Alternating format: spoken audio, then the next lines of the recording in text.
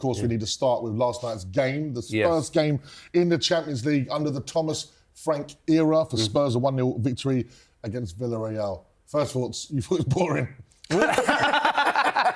I don't know if it's, but it's a great result. From a result perspective, at home, you get the job done, but I thought it was a slightly subdued game last night. I just thought the energy, even the crowd, Villarreal, even the way they played, they sort of come, they set themselves in. I was counting how many times Romero just literally put his foot on the ball and just walked out of defence, which is setting a tempo for the game, which then led to, in football matches, you want to be at you want to be actually in a high intense game. You're a better player for it. When it's slow, certain players are better, majority of players are better at that pace. So you see, like Jed Spence, I thought he had a sort of bad game last night. And he wasn't as switched on as he normally is. Because I think the tempo of the game, and that's what it switches you off. So you see loose balls, people giving the ball away. The intensity, it was very sloppy. Just to give some context to that, because I went to the game last night. I was actually running late because I've been in IB for. Oh, there he is. There he is. Drop. But, you know, of course, it was the early goal from Lucas Bergvall. Screamer coming in. What a goal of the season considered. It was a screamer. So the early goal happened as well. Villarreal travelled with almost, it looked like about 200 fans. That's enough. I think it was 200, exactly. So I think the mixture of the early sloppy goal, hardly any fans in there. Yeah, I think there was a nervousness in general because, again, return to the Champions League is a step up for us as a club after even winning the Europa League. But it seemed to me that at the moment, and I think there's loads of positive to take from Frank's early start, but it was like we were slowing it down when we didn't need to and then rushing it in other areas, like when Kudos should have squared it to certain players. It's just at the moment you can see Frank's worked out. I think he's fixed that defence. I mean, the fact that we got another clean sheet, I mean, have we now overtaken last year's clean sheet total? I think so. And now when we look at it, it's the attack now. And this Spurs attack can score goals. Even the players we brought in can score goals. It's just that sort of creative issue. You know, we're bringing in Xavi Simons. Hopefully he will resolve that because I think he looks bright. Kudos looks good as well. I think there's just like fine little bits, and Frank's mentioned it already in his post-match. So I'm not too worried. I feel like, you know, you just want to go into these games sometimes, win your home games, as you said, off-camera match, 1-0 win, clean sheet, and happy days, really. I don't think it's a criticism. It's not. I think they got the job done, but it wasn't the electric sort of Champions League evening. No. I think it was, but it was a great result defensively. Mate, they're so solid now, and you listen to the boy after talking about how he's got them defensively shaped as a team, and I think going forward with Kudos and Simons, I think within the first 20 minutes they were electric. They were looking really creative, and they've got the freedom to sort of play. I think there's loads of positives out of the game. I just think from a watching point of view, it wasn't the greatest game, but they got the job done, got the 3 points, happy days. What's that like for a player? As the players gone in there, they would have felt the energy out there. You'd feel it from the crowd. Yeah. You'd all look around, job done, boys. Another one, we go on to Brighton at the weekend. Yeah. Is that what the players would have probably taken from last night? I think you get the energy of the win, because you know that you're under pressure. You don't win that game. I think with the pressure that they're under, I think from a fan's perspective, when you're watching, you want to see a great game, don't you? Like sort of energy, so sort of coming away, great result, and that sort of sets the tempo. Like you said, they are under pressure. Some sort of Champions League debuts last night, not only for the manager but a few players and young players as well. Young players. I mean, I think Bergvall, what a player he is. Good-looking boy and all that. He's a good-looking boy. He got player of the match. Yeah. You know, this is a young man who, for me, was class again. One thing I love about him was that sort of turn on the pivot. He's so quick to just move the ball. Does not stop running, does he? He's so positive. It was his debut. I think we forget because he's like part of the furniture now. He's 19, making his debut in the Champions League, and he's just made. You know, it's his stage now, isn't he? He's a player like I put it into perspective. If he was playing for Arsenal, I think more people would be talking about him. Yeah, I feel like there's a level of like he's still quite underrated. I think I'm glad about that. No one watch him. He's ours. Yeah, we don't want to. No, he's gone. He's not going to get him. Exactly. Keep him. We're not a selling club anymore. But he's a great player. So positive on the ball, and if you've got a player like that in your team, making them forward runs and just exposing, he's like.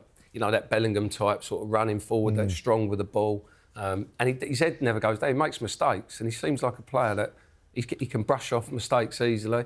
And to have a player like that in his team, it certainly sets that tempo that you sort of talk about. 100%. He's sort of productive going forward. And no, he's an exciting player. I love watching him play. One thing I will say is, in the ground, it felt like at no point was we really under the cosh, so to speak, No. right? No. And in like the load of Spurs groups I'm in afterwards was like, oh, got away with that one. And I didn't feel that being in the stadium. And obviously maybe watching it at home, and like there was a lot of... Second half, Villarreal definitely grew into the game. I think they probably had a better second half than we had. And we definitely controlled the first half. But I just feel like now when I watch... And maybe it's because he's the captain now, David. I think Romero now, I can... Before, there could be a heads gone moment, he might do something rash. He just has... I felt like giving them that captain's armband, can that happen to a player when they given a responsibility that they feel that they should have? They grow into the role. 100%. I think he's that type of man, isn't he? He's that type of player. He's won the World Cup. He's done X, Y, Z in the game. I think some of his rash challenges were probably through frustration, like, you know, playing under that system. It was Van der Ven come out last night. I don't know if you see his interview after the game, and he was literally saying, we're more organised now. We know what we're doing defensively as a unit now, you know, but we didn't before. He was sort of leaving a bit on him, if you sort of read between it. I think Romero... That's not the first player to say that as well. I think Brendan Johnson said something very similar a couple of weeks ago about our manager loves defending or something. Like you can read it, like being a player, I'm going, he's leaving a bit on him there. Yeah. So Romero being that top player with that responsibility, knows how to win. If you give him that responsibility, he just run through brick walls for you. And you can see that from the game, you know, he's commanding... and organising the back four. But like going back to the chances that Villarreal created last night, I think Pepe had a few, didn't he? Yeah. They were sort of half chances, but they were still... Macario wasn't tested at all, was he? I think he's looked stronger. I think he looks a bit more definitely commanding. Better coming for crosses. Yeah, I think, and I think that's something that he needed to work on. What do you think Thomas Frank can learn from last night?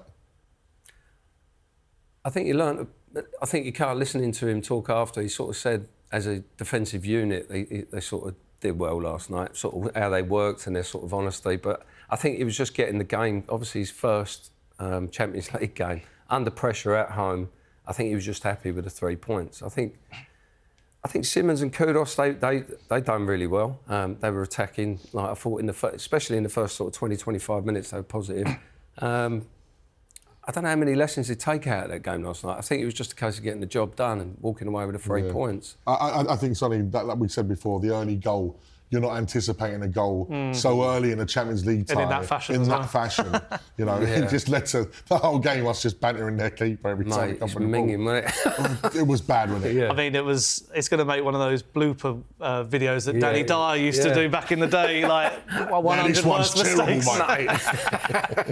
But I just think we've got to remember as well, this is Thomas Frank's first game at this level in general. He's not used to maybe, I think he even said in his pre-match that he has 2 days to prepare for this one after the West Ham game of the weekend. So he's been used to, like, every week with Brentford waiting for the Man City, then Chelsea, then Villa, stuff like that. Now he's going, wait, now I've got to pivot midweek, Saturday, Sunday sort of thing.